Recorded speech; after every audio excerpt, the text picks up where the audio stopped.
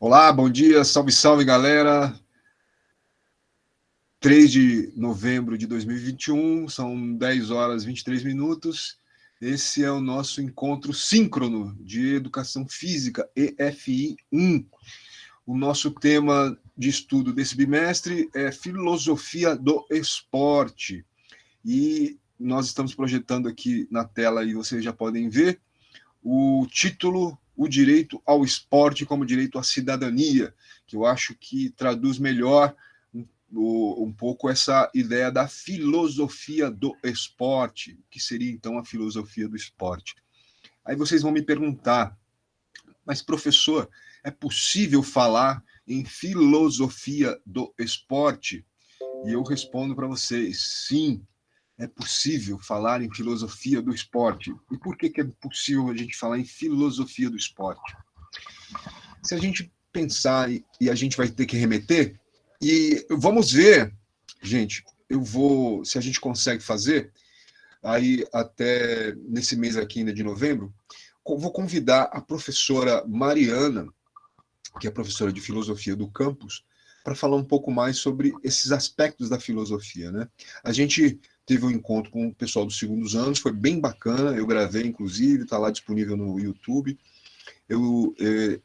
com a professora Mariana, e a gente fez uma discussão bastante proveitosa sobre a questão da filosofia do esporte. Vocês devem ter visto aí que tem circulado, eu tenho enviado para vocês, aquele podcast Lume, o Lume, que é o podcast de ciência e tecnologia que eu tenho feito, e que já está no terceiro episódio, e estou para fazer o quarto episódio, eu quero fazer um episódio, inclusive, com vocês, escutando vocês, alguns dos trabalhos, por exemplo, o trabalho da Maria Helena, aí que foi feito, fazer uma conversa com vocês sobre esse preconceito linguístico, né?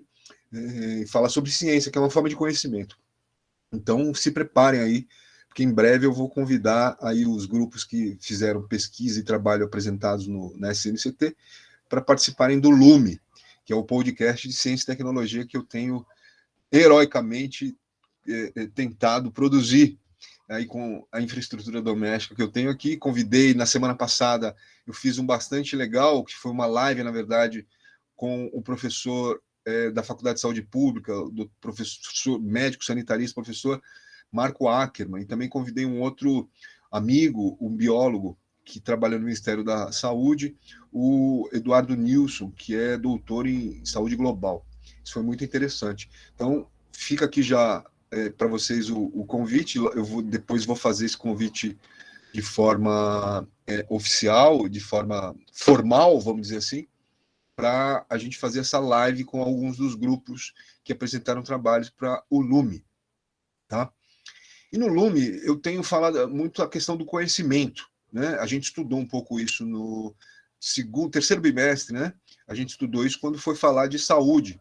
Então a gente falava ali um pouco de conhecimento mágico religioso, né? E o conhecimento científico. São duas formas de conhecimento.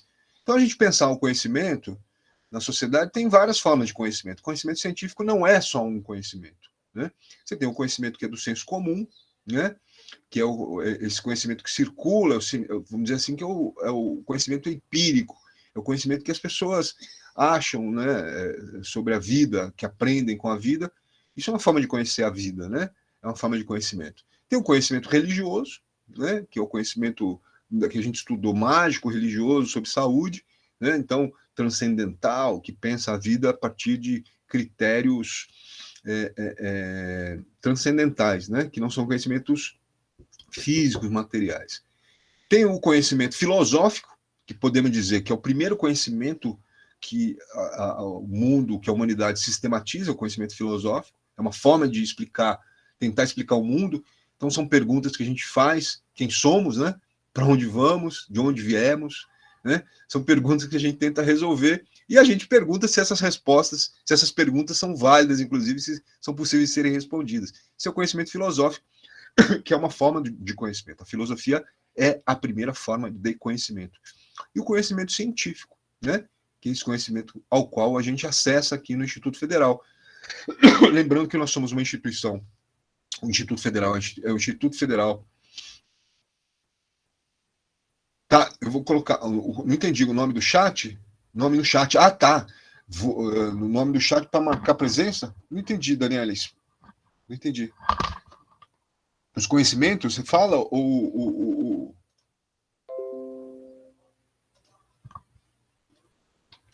Aqui, a lista de presença, já vou deixar aí para vocês, inclusive. Mas pensar a filosofia é uma área do conhecimento, é uma forma de conhecimento que precede as ciências, né? Ela precede, então a gente já tem que ir lá para a Grécia Antiga para pensar um pouco sobre essa questão da filosofia. Eu coloquei aqui, vocês estão vendo nessa lâmina. Daniel, eu não entendi, Daniel. Quer falar um pouco? Quer falar, Daniel? Abre o microfone.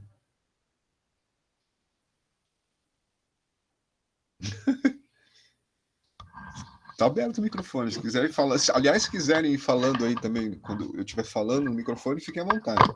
Não se detenham. Então vamos lá.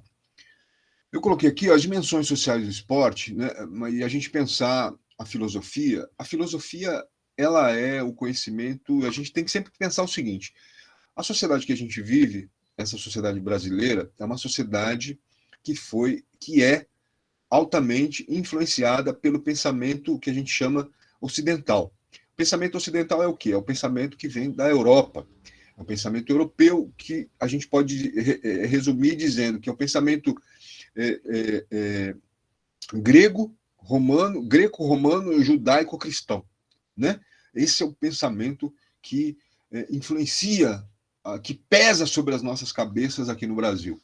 Essa tradição europeia, que a gente pode dizer que vem lá da Grécia Antiga, da filosofia, nascida na Grécia, dos socráticos principalmente. Você tem os pré-socráticos, daí estudar filosofia, a gente vai lá voltar para os pré-socráticos, os atomistas, mas isso não nos interessa. Interessa a partir do momento que a filosofia prospera socrática e pós-socrática na Grécia Antiga, e aí tem algumas figuras que vão inaugurar um pouco o que a gente conhece como conhecimento científico hoje. Uma delas é o Aristóteles, né?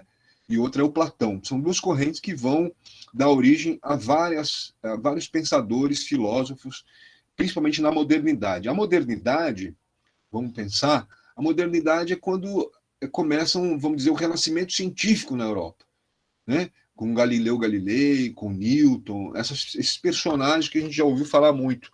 É o renascimento que vão aí trazer a questão do renascimento científico na Europa, que vai propiciar as grandes navegações, a descoberta das Américas pelos europeus, portugueses, ingleses, espanhóis, né? A chegada às Américas com as grandes navegações. Isso inaugura um ciclo chamado de modernidade. Você sai do que os iluministas, né, que é a corrente filosófica que nasce com esse processo do renascimento científico, que vai inaugurar, então, a Idade das Luzes, o Iluminismo, que vai dar origem a vários filósofos, René Descartes, Jean-Jacques Rousseau, né? Rumi, Locke, enfim, vai abrir caminho para um monte de pensadores para a modernidade. E uma das coisas que se resgata na modernidade é o pensamento neoclássico, ou seja, o pensamento grego, né? A educação grega. O Jean-Jacques Rousseau é um grande expoente que vai pensar a educação na modernidade. Então você resgata muitas coisas que vêm lá da Grécia Antiga, do pensamento neoclássico, vamos dizer assim. Neoclássico porque vem do clássico grego, né? E vem então para a modernidade, ali com as grandes navegações, por volta de 1500, né? Já o ano de 1500. Vamos pensar que a Grécia Antiga, a prosperidade do pensamento filosófico, incluindo aí os Jogos Olímpicos, começa ali por volta do ano 5 antes de Cristo, né? Então, vai mais de 2000 anos aí nessa história, né? Que coincide também com, vamos pensar uma instituição mais antiga do mundo, talvez, a Igreja Católica. A Igreja Católica data aí de quase 2000 anos, que é mais ou menos ali o período que vai inaugurar ali com o cristianismo, né? Com o aparecimento de Jesus Cristo, e aí você tem, então, a era depois de Cristo, né, que vai inaugurar. Então, tem todos esses acontecimentos históricos que vão situar esse momento que nós estamos vivendo hoje, em 2021. Veja como a história é importante, né? A gente volta lá para trás, mais de 2.000 anos, para tentar entender por que a gente está falando de filosofia do esporte hoje, em 2021. Né? Então, vocês vejam que a educação do homem grego, né? E vamos pensar o seguinte, quando eu falo educação do homem grego, é porque era uma educação justamente só para homens. Quem não era homem grego, considerado cidadão, quem não era um homem cidadão grego, era mulher ou escravo. Né? Então vocês vejam que a mulher era excluída desse termo ser cidadão, por isso que a gente fala homem, né? Daniel está sem microfone. Paciência, Daniel. Dani, escreve aí também no chat que eu vou acompanhando aqui. Eu só não entendi o que você queria naquela hora, mas tudo bem. Então vamos pensar o seguinte: pensar a educação na Grécia, assim como a gente fala muito da importância da educação hoje, aqui no Brasil, em 2021, na Grécia também eles consideravam isso fundamental, que era a educação do homem grego. Homem no sentido de gênero mesmo, masculino, que é quem controlava a sociedade grega. Né? Ela quis dizer que se éramos... Ah, os nossos nomes no chat. Não, não precisa não. Eu deixei a lista aí, ó. A lista de presença. Né? Tá aí também. Vocês podem assinar lá, tá? Mas tranquilo, porque eu vejo aqui o nome de vocês. Né? Depois me manda o relatório também. Chega para mim o relatório. Escreve quanto tempo ficou cada um, entendeu? Passa tudo para mim. Eu sei tudo. Enfim. Então, assim, pensar a filosofia do esporte é possível quando a gente volta lá, né, para pensar o que é o esporte. Que nada mais não era esse nome que existia na Grécia Antiga, obviamente, né? Não era o nome filosofia do esporte, não era esporte. Você tinha práticas corporais, você tinha ginástica, você tinha o atletismo, né? Isso era fundamental. As práticas, a ginástica, vamos pensar assim, a educação física na Grécia Antiga, ela precede, por exemplo, a medicina, ela é de antes da medicina. Né? Antes da medicina de Hipócrates, de Galeno, a educação física já existia como um fundamento da formação do homem grego, a paideia grega. Né? Então, o que perpetuou essas práticas corporais, que a gente pode chamar também de ascese, vocês devem ter visto esse termo lá no Moodle, ascese grega, que é o cuidado de si, diria Michel Foucault, né? e Baruch de Spinoza, cuidado de si, que é a ascese grega, ou a ascese que foi incorporada principalmente pelos cristãos, pela Igreja Católica na Idade Média, que é o cuidado de si, é o cuidado do corpo e da alma. Seria, então, a ascese. Então, assim, as práticas corporais, que hoje para nós a gente conhece como esporte, por exemplo, existiam na Grécia e era parte da formação do homem grego. Então, a formação do homem grego se baseava principalmente na ginástica, né? Por conta do culto, ali a gente fala, ó, as dimensões sociais do esporte podem ser observadas sob 3 óticas. Filosófica, então na filosofia, ela é ética e estética. Então a ética, do ponto de vista filosófico, é aquilo que baliza as relações sociais, aquilo que baliza o respeito que existe entre as pessoas, as regras que são colocadas em normas que vão balizar as relações sociais, elas estão baseadas na ética, né? E a estética. Então a ginástica era uma forma do quê? Do belo, de cultuar a beleza física. A saúde era algo muito valorizado, a beleza era algo muito valorizado. Por isso que a educação do homem grego, ela incluía fundamentalmente a ginástica. Né? As práticas corporais, os Jogos Olímpicos era essa forma de cultuar o belo, de cultuar a ética, de cultuar os valores que foram desenvolvidos na Grécia. Né? E também um processo civilizador, que era o controle das pulsões, que a gente chama pulsões primárias. As pulsões primárias são as pulsões sexuais. Então, você controlar a violência sexual, por exemplo. Né? Você imagina, se você não tem regras, hoje com regra, com lei, as mulheres são vítimas de violência sexual o tempo todo. Você imagine se não tivessem esses regramentos, né, morais e éticos na sociedade. E hoje, na sociedade democrática de direito, onde tem as leis, né, que vão balizar isso. Na Grécia também eles tinham preocupações com isso. E o controle da brutalidade. da violência, né? E como componente voltado para a saúde mental, física e social, e como um direito social hoje, né, a gente olha. Então, pensar o esporte como filosofia, como uma filosofia do esporte, é pensar esses elementos que compõem, e que vêm lá da Grécia Antiga.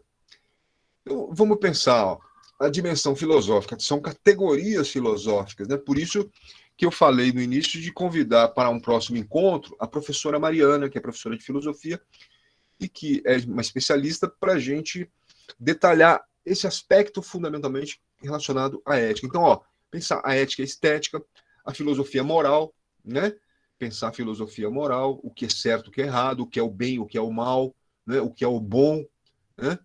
Pensar a filosofia do direito, que é, no caso, o direito como cidadão, a prática da ascese, né, do cuidado de si, a prática da ginástica, a prática do esporte nos dias atuais. E a filosofia política, né, que envolve aí, no caso, a questão do direito, a necessidade do espaço público possibilitar essas práticas.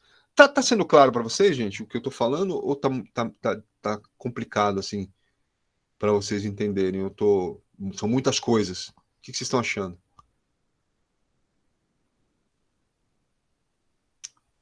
Hein? Tá tranquilo, Maria Eduarda, de entender essas coisas? Porque eu tô entrando nesse terreno da filosofia, quando eu falo filosofia do esporte, se a gente não trazer, não jogar luz para esses elementos que eu estou apontando aqui nesse slide, né? Que a ética e a estética, né, são dimensões filosóficas da filosofia do esporte. A ética e estética, né? Tá entendendo, né, Isabelle? Legal. Então, a ética e estética, a filosofia moral, a filosofia do direito, a filosofia política, né? Que é a perspectiva filosófica do esporte que se originou na Grécia Antiga, tendo experimentado o Renascimento na última parte do século XX, fundamentalmente, né?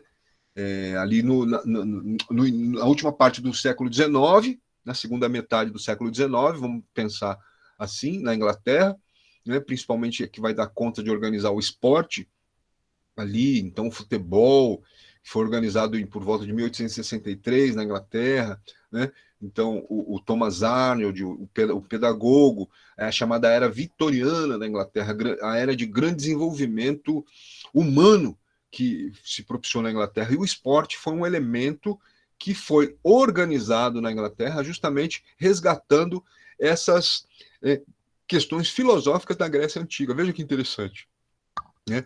Então, o futebol, por exemplo, eu gosto sempre de usar o futebol talvez seja o elemento que mais sintetize essa questão da filosofia do esporte. Por quê? Primeiro, ele tem regras, né? Então, vamos pensar no Estado democrático de direito, que é normalizado por leis, certo? Então, o futebol ele está organizado num espaço delimitado, né? 110 metros por 65 de largura hoje, né?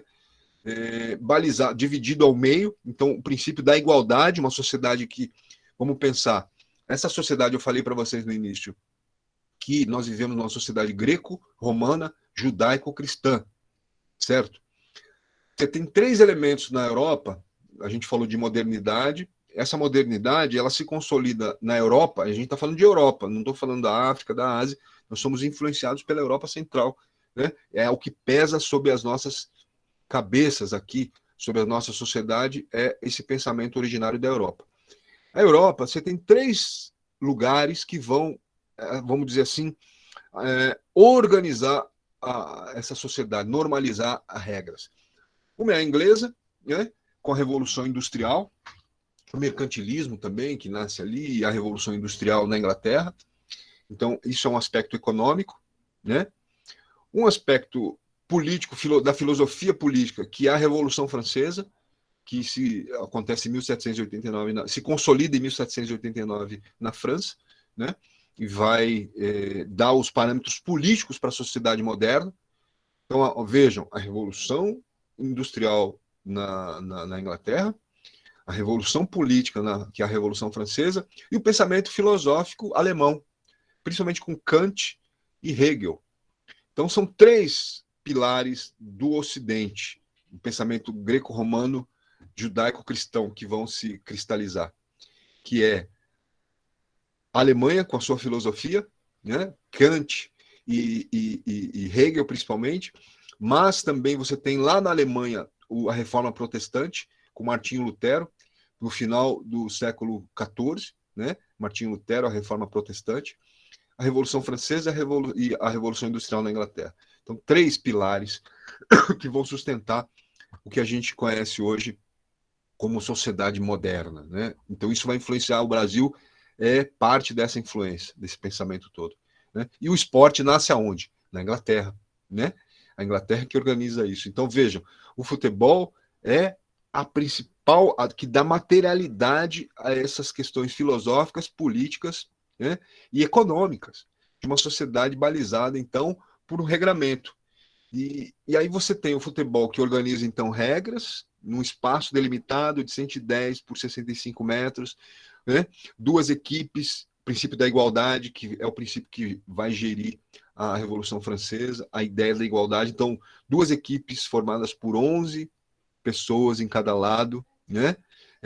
O princípio da igualdade começa com 0-0 e termina com aquele que consegue fazer um gol. As duas equipes, então, dentro de campo, vão competir. E veja bem, competição, ela não é negativa, né? A ideia, às vezes a gente fala assim, fulano é muito competitivo, né? Então, assim, o capitalismo é que ressignifica a ideia da competição, mas competir é buscar juntos, né? Para poder jogar futebol, eu não posso jogar se não tiver um adversário. Vejam que uma coisa que a gente tem que pensar. Eu só posso jogar se tiver um adversário, né? Então é o princípio da igualdade e também da solidariedade e da vida que depende dessa simbiose e dessa existência coletiva. O futebol só pode ser jogado, assim como o tênis, assim como o basquete. Eu só posso jogar se tiver um adversário, né? Então o princípio da igualdade é praticado. Então eu tenho que ter um oponente para competir juntos. Competir é buscar juntos, né? Buscar juntos ali num tempo delimitado, né, de 45 minutos, 2 tempos de 45 minutos. Você vê que o princípio da igualdade. Então, eu saio de um lado do campo, eu começo a primeira metade num lado, na segunda metade eu vou para o outro lado. Então, é o princípio da igualdade, né? Termina aquele que fizer mais gols, né? Ele sai como vitorioso. Mas no próximo jogo, está tudo zerado de novo. Um campeonato começa, você pega o Campeonato Brasileiro, ele começa com todo mundo com 0 pontos, certo? Termina o campeonato de pontos corridos e quem é campeão é aquele que somou mais pontos. Começa o campeonato no ano que vem, tudo zerado novamente. Então é o princípio da igualdade. É um princípio que a gente tem que se atentar bastante, ainda mais numa sociedade brasileira que é tão marcada pelas desigualdades. Então vocês vejam que contradição interessante. Porque se um princípio da modernidade é a ideia da igualdade, a gente não pode achar que as desigualdades sociais que ocorrem no Brasil, por exemplo, são algo natural. Vocês concordam comigo? Se o princípio dessa sociedade moderna que a gente vive é um dos princípios, é a igualdade, eu não posso aceitar que as desigualdades sejam algo naturalizado. Isso não faz sentido. Isso vai em desacordo com esse modelo de sociedade que a gente vive. Então vejam como o esporte ele é importante para a gente trazer esses elementos para a reflexão, a ideia da igualdade. Se o esporte, a grande luta, por exemplo, a FIFA, Federação Internacional de Futebol Association, ela não tem permitido que clubes, e hoje, por exemplo, os clubes europeus são muito ricos, né? Você pega lá o PSG da França, ele tem muito dinheiro lá com os petrodólares lá do Oriente Médio, dos Emirados, né? O PSG tem muito dinheiro. E eles conseguiram levar, 3 dos melhores jogadores do planeta para jogarem lá, né? O Mbappé, o Neymar e o Messi. Olha só. Vocês acham que isso é igualdade? Você acha que isso preserva um princípio de igualdade? O que vocês acham? Vocês acham que essa ideia de igualdade... A FIFA ela tem intervido. O Barcelona, por exemplo, está numa situação mais difícil hoje financeira. O Barcelona sofreu sanções da FIFA porque ele estava gastando mais dinheiro do que os outros clubes ricos da Europa. Porque eu não estou nem falando do Brasil. Vamos pegar, por exemplo, o Flamengo. Né? O Flamengo hoje é um time que tem arrecadado muito dinheiro porque conseguiu pagar dívidas e tal, então tem sobrado, tem tido um superávit e tem conseguido montar grandes times. Né? Nos últimos 2 anos, principalmente, tem tido grandes times. E isso tem provocado um debate também sobre a questão da igualdade de condições dos clubes, né? Então vocês vejam que a questão do capitalismo e da igualdade, eles têm uma contradição aí, né? Se a gente tem um princípio filosófico e o esporte ele vai trabalhar muito essa ideia da igualdade, a igualdade que é uma bandeira da Revolução Francesa, né? Da Revolução Francesa, a ideia de igualdade. Então, nós não podemos aceitar a ideia de desigualdade, seja ela onde for na sociedade, como algo que seja bem visto. Não pode, não podemos. É uma contradição do modelo de sociedade que a gente vive, né? Então vocês vejam que essa ideia da igualdade ela está contida no esporte e ela está contida principalmente do ponto de vista filosófico. Vamos aqui, o esporte é um fenômeno cultural, certo? Eu já falei isso para vocês, vou repetir novamente. O esporte é o maior fenômeno cultural da modernidade. Não existe um outro fenômeno tão massivo e espalhado por todo o planeta como o esporte, né? Basta olhar os Jogos Olímpicos, a capacidade que ele tem de mobilizar o planeta. O planeta tem em torno de 7 bilhões e meio de habitantes. Você tem aí em espectadores 2/3 da população do planeta acompanham os Jogos Olímpicos. É um negócio, é um fenômeno. Então eu poderia elencar aqui 3 elementos culturais que mobilizam a comunidade do planeta. Um é o esporte, e aí o futebol é o carro-chefe, tem nos Jogos Olímpicos também, o esporte está espalhado pelo planeta todo, todo mundo, o esporte é um fenômeno que se espalhou, saiu da Inglaterra e se espalhou pelo mundo. 2, a música, né? Então, podemos colocar aí 3 países que produzem música que no mundo inteiro é conhecido, além da música clássica europeia, né? Ali vamos pegar um Mozart, um Johann Sebastian Bach, né? Vamos pegar aí, que mais? Um Wolfgang Amadeus Mozart, o que mais que eu falei aí? Tem vários aí, músicos que viveram no século XV, século XVI, século XVII, e que até hoje a música é executada, né? Peças, inclusive, importantes dessas músicas que a gente ouve aí no Caminhão de Gás, por exemplo, né? O Caminhão de Gás, a gente ouve música clássica, né? Na rua, olha o gás, né? A preço absurdo do botijão de gás hoje, né? Mas a gente ouve no rádio ainda hoje, no cinema essas músicas são executadas, então vocês vejam que elas atravessaram séculos, né? As músicas aí clássicas. E nós temos uma música aí, vamos dizer, a música popular, né? Também a música norte-americana, né? O rhythm and blues, né? O R&B, como o pessoal gosta de dizer, o jazz, né? Que é uma música também aí, vamos dizer, universal, né? O rock and roll, né? A música popular brasileira, né? A bossa nova, o samba também, o ritmo brasileiro, que também é um ritmo aí ouvido no mundo todo, que influencia a música popular, né? A música pop no mundo, e a música cubana, né? Os ritmos cubanos também, a percussão cubana, os ritmos cubanos que também. Então nós temos aí a música que é um terceiro fenômeno, um segundo fenômeno, vamos dizer assim, cultural. E o terceiro que eu diria na minha lista é o cinema. O cinema também, nós temos 3 grandes fenômenos culturais na modernidade. Então, o esporte, primeiro para mim. O segundo, a música popular e a música clássica também, né? E o terceiro, o cinema. O cinema, né, é outro fenômeno incrível. A Maria Eduarda está lembrando da pop music, né? Vamos pensar, tem gente que diz o seguinte, a pop music tem depois de Madonna, antes da Madonna e depois da Madonna, né? Porque antes da Madonna era só Madonna.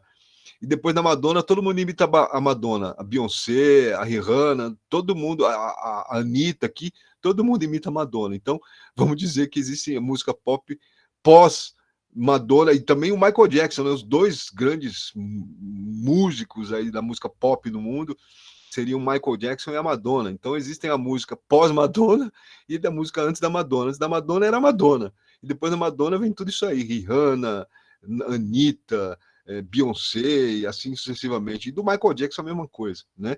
Então vocês vejam que a música pop aí é uma música também, um fenômeno cultural, mas um fenômeno da cultura de massa, né? Para o consumo, enfim, né? Mas está aí também a música pop, antes da Madonna e depois da Madonna, né? Grosso modo, dá para exemplificar dessa forma. né? Então, ó, vocês vejam que na Grécia Antiga é considerado o berço da filosofia antiga e do esporte olímpico. As filosofias helenísticas que a era helenística é considerada o auge do desenvolvimento do pensamento grego, da sociedade grega, né?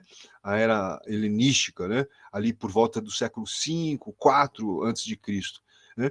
Então, a filosofia helenística atribuía grande importância ao desempenho atlético. As proezas atléticas de um líder, de acordo com a visão dos tempos, refletem sua capacidade de liderar, né? As práticas corporais eram vistas como uma educação moral, com Platão, por exemplo, que defendia a participação da mulher nas práticas corporais. A mulher era excluída, assim como os escravos, para seu enriquecimento moral. Aristóteles enfatizou a atividade física como uma responsabilidade ética, né? Na modernidade, nós temos alguns pensadores, mas quem vai pensar isso do ponto de vista sociológico, já pensando a sociologia é uma das ciências humanas, a ciência social que nasceu ali no começo do século XX, e um dos grandes responsáveis por consolidar isso foi Émile Durkheim, um filósofo e sociólogo francês. Ele, junto com Karl Marx e o alemão lá, meu Deus do céu, daqui a pouco ele volta. O Max Weber, né? Max Weber, Karl Marx e Émile Durkheim são os três criadores, vamos dizer assim, das ciências sociais ou da sociologia. E o Norbert Elias é o cara que vai estudar o esporte, né? Ele voltou, Deus já voltou, Isabelle. Os três porquinhos das ciências sociais, né? Ou da sociologia. Então, Émile Durkheim, né? Max Weber e Karl Marx, né? São os três, né, dois alemães, né? Max Weber alemão e Karl Marx alemão, apesar de ter sido radicado na Inglaterra, e o Émile Durkheim, que é francês, né? E considerado o pai da sociologia moderna, que vem lá de trás, né? Com Condorcet, com Saint-Simon e com o próprio Auguste Comte, que foram os criadores das ciências sociais aí já pós-Revolução Francesa. Então, na modernidade, Norbert Elias, que é também um sociólogo alemão, que foi radicado, que era de origem judaica e que, portanto, viveu na Inglaterra. Ele foi professor na Universidade de Leicester. Leicester é uma cidade ao norte da Inglaterra, e ele é considerado o primeiro sociólogo a dar importância para o esporte enquanto objeto digno de ser analisado enquanto fenômeno social. Isso já no século XX. Todos os que precederam achavam que o esporte não era um meio sério, ou algo sério na vida, né? Era uma forma de lazer orientada ao prazer, que envolvia mais o corpo que a mente e sem valor comercial. Isso é uma falácia, né? Então, você vê que é preciso ir lá na Grécia Antiga para resgatar o sentido filosófico e sociológico ou social do esporte, né? Vamos lá. A dimensão ética, que talvez seja a dimensão mais valorizada aqui na sociedade moderna, né? A ética, e é por isso que eu quero convidar a professora Mariana para a gente dissecar melhor essa ideia de ética. Vocês estão tendo filosofia, perguntem à professora já sobre a questão ética, né? Que é uma disciplina ou uma área, sub-área da filosofia, de conhecimento da filosofia, a ética, que é o quê? É o balizamento das relações sociais, das relações humanas. Então, a ética no esporte, você chegar num jogo de futebol, né? Vamos pensar nisso. Por exemplo, a violência no esporte. Um atleta que chega e dá uma cusparada na cara de um outro atleta, isso do ponto de vista ético, isso é correto? Não, né? Você cuspir na cara do seu adversário, do seu oponente, ou ficar tentando humilhá-lo dentro do campo, isso não é considerado ético, né?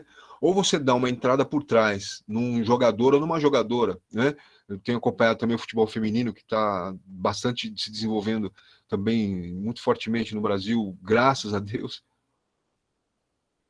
Você dá um pontapé por trás num jogador, isso não é ético. Além de ser uma falta passível de cartão vermelho, do ponto de vista ético, ele pode ser julgado pelo Superior Tribunal de Justiça Desportiva, né? Por ter infringido um comportamento ético dentro do campo, né? Dar um pontapé por trás, uma agressão ao seu oponente, né? Isso não é ético. Na Copa de 2006, eu não me lembro qual foi as eliminatórias da Copa de 2006, eu acho, não tinha VAR ainda, né? Hoje tem o VAR, que é o árbitro de vídeo, né? Hoje que está aí no futebol. Que talvez seja a 18ª regra. O futebol tem 17 regras. Talvez o VAR hoje já tem essa discussão.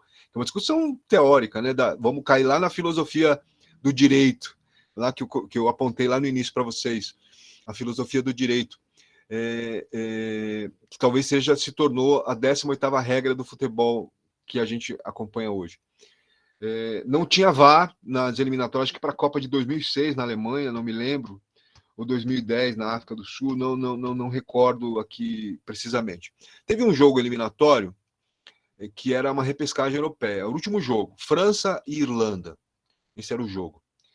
E a França tinha um atacante, que era o Thierry Henry, que inclusive fez o gol na Copa, acho que foi 2010, fez o gol 2010, para a eliminatória para a Copa de 2010, fez o gol que eliminou o Brasil nas quartas de final, na Copa de 2010. E ele fez o gol, a França precisava ganhar o jogo para se classificar para a Copa do Mundo. E aí teve o jogo lá no Stade de France, em Paris, e o Thierry Henry fez um gol de mão, não tinha árbitro de vídeo. Thierry Henry fez um gol de mão. Se vocês entrarem no YouTube e colocarem lá gol de mão Thierry Henry, vocês vão ver esse jogo. A França ganhou o jogo com um gol de mão do Thierry Henry. Não havia árbitro de vídeo. Isso gerou uma polêmica, todo mundo ficou discutindo. Isso foi ético, ele tinha que ter dito, ele tinha que ter falado, não, foi um gol de mão, foi um gol ilegal, né? Todo mundo ficou nessa discussão ética. E aí ficou também na discussão o seguinte, mas o esporte é altamente competitivo, né? Como é que você pode cobrar que o cara vai lá dizer que não, eu fiz um gol de mão, isso não foi ético, eu tenho que anular esse gol, né? Não tinha árbitro de vídeo, portanto. Vocês acham que isso fazer um gol de mão e não assumir? Vocês acham que isso é antiético? Ou isso exemplifica essa exacerbação da competitividade, do ganhar a qualquer preço no esporte atual? O que vocês acham? Alguém quer comentar? Mikael, tá aí?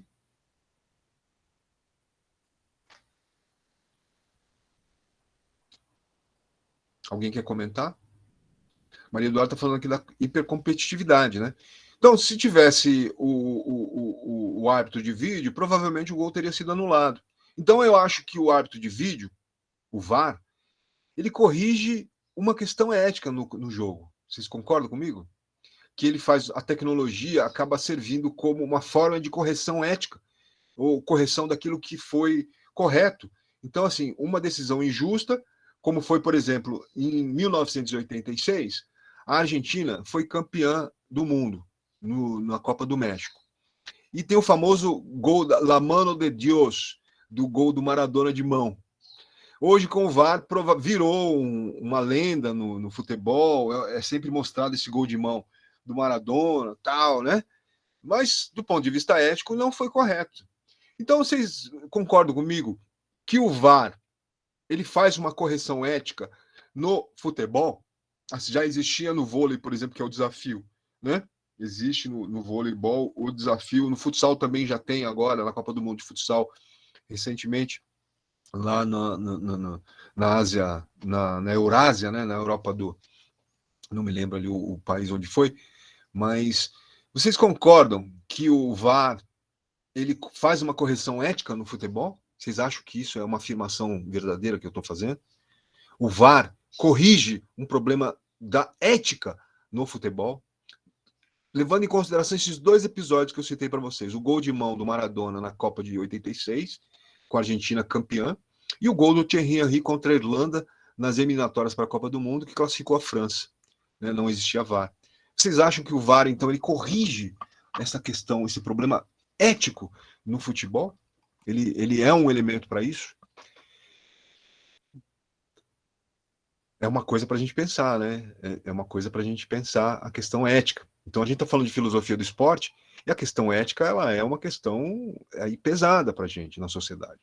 Né? Então, a gente pensar isso no esporte, correções do ponto de vista ético, a gente tem que estender isso para a sociedade, ou não? Não é? O esporte não pode ser um estado de exceção para a sociedade. Se o esporte ele é uma forma de cultural de teatralizar a vida, as relações sociais, se o esporte é uma forma de educação, e é por isso que ele foi resgatado, e o Barão de Coubertin, quando resgata os Jogos Olímpicos em 1896, a questão das relações sociais baseadas na ética, na moral, né, e no Estado democrático de direito, são questões que vêm à tona. Então, por que isso não se estende para a sociedade? É algo para a gente pensar que a sociedade que vive uma crise ética e moral, né? É só a gente olhar a situação política do nosso país hoje, né? Aí o que vem acontecendo na questão da pandemia, as declarações, né? Aí antivacina, só uma gripezinha, né? Essas coisas todas aí que a gente acompanhou. A gente vive, então, a gente pode dizer que a gente vive uma crise ética na sociedade, que no esporte se busca a correção. O VAR é uma forma de corrigir os problemas éticos e morais no esporte, como um gol de mão, por exemplo, né, um gol ilegal, portanto. E na sociedade, então, o que deveria fazer esse processo coercitivo deveria ser o quê? Os órgãos de justiça, né? E a sociedade está balizada por elementos éticos, políticos, que deem conta desses problemas, correto? Então, ó, gente, a gente já está avançando, eu sei que você tem aula daqui a pouco, inclusive de filosofia, que eu vi a professora lá, Mariana, convidando vocês para aula síncrona. São perguntas que eu convido vocês a levarem para a professora Mariana, a questão ética, que vocês já vão entrar aquecidos, né? Veja que vocês vão entrar na aula dela agora, daqui a pouco, aquecidos. Todo mundo aquecido já, com pensamento filosófico, né? Aí falar. E lembrem para lá que vocês estavam discutindo filosofia do esporte comigo agora. E levanta essas questões de ética, né, de moral, de sociais, que são importantes. Então, ó, e a dimensão estética, que a gente já falou, só para encerrar aqui, e a gente depois dá continuidade aí nessa temática, né, para não... A gente já está aqui já há algum tempo, tá? Darling. A dimensão estética, que talvez seja uma que a gente valoriza muito. Lembrar que a nossa origem, a sociedade greco-romana, judaico-cristã, a gente valoriza muito a beleza, né? A gente valoriza o belo, a gente valoriza a estética, né? Hoje de forma exacerbada, mas a prática do esporte, as práticas corporais, a prática da ginástica tem muito a ver com essa ideia da valorização do belo, da beleza, da valorização estética. A gente valoriza isso, a gente gosta da beleza, a gente gosta de cultuar a beleza. E a prática corporal, ela é uma forma da gente valorizar o quê? Os corpos robustos, né? Corpos bonitos, musculosos, bem definidos. A gente valoriza isso, né? Hoje, de forma exacerbada, por conta do comércio, né? Por conta da capitalização, vamos dizer assim, da beleza, né? Da indústria da beleza. Então, aí você tem intervenções estéticas, cirurgias plásticas, uso de esteroides anabolizantes, uso de drogas, injeções de botox, né? Essas coisas todas aí, que já é uma outra esfera de beleza, já é uma distorção disso, que a gente pode discutir isso no ano que vem. A gente vai discutir isso, a questão do ciborgue. Eu não sou um ciborgue, a gente vai discutir isso no ano que vem, já fica aí, já aguardem isso, porque no ano que vem isso vai ser um tema que a gente vai abordar, né, em educação física, tá? A questão da estética e essa questão da exacerbação. Mas a gente valoriza a beleza. Então tem uma dimensão estética do esporte, na filosofia do esporte, que é importante. Não à toa, os atletas têm uma valorização estética, né? São apontados como bonitos, como belos, né? Os atletas são um certo padrão de beleza que as pessoas até tentam buscar isso, se matando na academia, puxando ferro, e alguns tentam aí acelerar isso tomando esteroides anabolizantes, se drogando, né? Tomando injeções, enfim, para tentar fazer cirurgia estética, né? Cirurgia plástica, lipoaspirações, né? Que muitas vezes acontecem, terminam em tragédia, né? Com mulheres, principalmente mortas aí, com choque anafilático, né? Com problemas aí durante o procedimento e acabam indo a óbito, né? Então, gente, eu queria trazer essas questões todas aqui para a gente pensar, já que está tudo isso lá no Moodle, fui deixando lá, vocês viram, tem várias coisas lá, tem vídeo, tem textos, né? Vou deixar essa apresentação também, que eu acho importante, e vou trazer mais coisas sobre esses temas. Então, ó, lá do início, tá? Só para a gente rememorar, que eu acho que é importante a gente lembrar, né, dessas dimensões. Então, aqui, ó, coisas para vocês levarem lá para a professora Mariana, em questão ética, estética, da filosofia moral, da filosofia do direito e da filosofia política. Foram questões que a gente tentou trazer um pouco aqui para vocês, rapidamente, grosso modo, né, mas só para pincelar, para que isso fique na memória de vocês, que são os elementos que, então, que vão, dentro da ideia de filosofia do esporte, são esses elementos que vão aqui balizar essa nossa abordagem, tá? Ficar, então, para a gente continuar depois a discutir isso. São 11h08. Alguma dúvida, gente, sobre isso? Pergunta, comentário que vocês queiram fazer? Hein? Darlen, Micael, Ana Júlia, Eduardo, Ana Júlia, Bill. Alguém queira comentar ou colocar alguma questão aí, uma pergunta, um comentário, alguma dúvida, algum apontamento que vocês queiram fazer? Nine question. Tá de boa, Maria Eduarda? Que bom. Então, tranquilo. Era isso que eu queria trazer para vocês hoje, gente. Pensar um pouco na questão da filosofia do esporte como essa dimensão relacionada com a nossa vida do cotidiano, né? Não só ali no esporte propriamente, mas isso tem tudo uma relação com a nossa sociedade, com a nossa existência, com a nossa vida, com as questões que acontecem no nosso cotidiano, né? A questão da ética, a questão da filosofia moral, o que é, né, da filosofia do direito, ou seja, dos direitos, a sociedade democrática de direitos, a filosofia política para a gente pensar a nossa relação na esfera pública, na vida pública, né? Com os outros, né? Na nossa relação entre nós, entre o que é certo, o que é errado, o que é belo, o que é bom, né? O que é direito, o que é errado, o que é ético, o que não é ético. Então, pensar sobre essas questões todas, tá? Era isso que eu tinha para trazer para vocês hoje. Lembrando, essa aula vai estar lá disponível depois no Moodle, tá?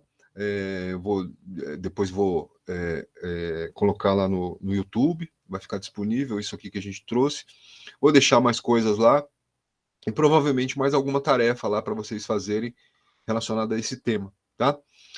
Com relação à SNCT, depois a lista de presença vai servir também como parâmetro, a participação de vocês na SNCT vai ser também um critério aí na avaliação de vocês, vai ter um peso grande, tá? Era isso que eu tinha para trazer para vocês. Desejo uma boa semana aí para todas, todos e todes. Uma boa aula agora na sequência de filosofia com a professora Mariana. Vocês já levam questões lá para ela, inclusive, né? E desejo para vocês um bom restante, um bom final de semana e um bom resto de semana pós-feriado, tá bom? Aí tá, a Isabelle colocou aí novamente o link da lista de presença para quem não assinou, tá? E então um abraço para vocês e boa sequência de atividades aí na aula de filosofia, principalmente. Tchau, Tá Pro. bom? Obrigada pela aula. Tchau, Maria Eduarda. Tchau, todo mundo. Tchau, Eduardo. Tchau, Isabelle. Tchau para vocês.